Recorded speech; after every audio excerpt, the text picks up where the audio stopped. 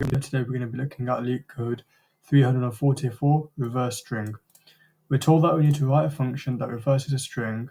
The input string is given as an array of characters S, and we have to do this modification in place with big O of 1 extra memory. So basically the example is quite self-explanatory. We're given an array of characters in a string, and we have to reverse it and return the output reversed.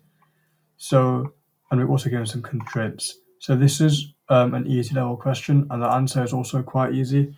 We can use 2 pointers, 1 pointer at the beginning of the list and 1 pointer at the end, and then simply swap the beginning and end values at the indexes of our pointers. So let's set our pointers. So our left pointer equal to 0, our right pointer equal to the length of our string minus 1, and we'll say while the left pointer is less than our right pointer, so while our pointers don't converge, we'll say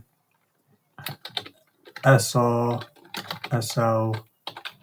So we're basically just gonna swap the values at the right and left pointers with the left and right pointers, and then we'll increment our left pointer and we'll decrement our right pointer, and then actually no, we don't need to return anything because we're modifying S in place. So let's run our code, pass the sample test cases, let's submit our code,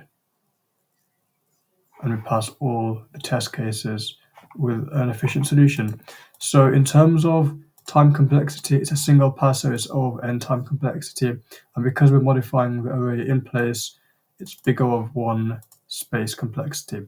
So I hope this video made sense, guys, and that you guys enjoyed it, and I'll catch you in the next one.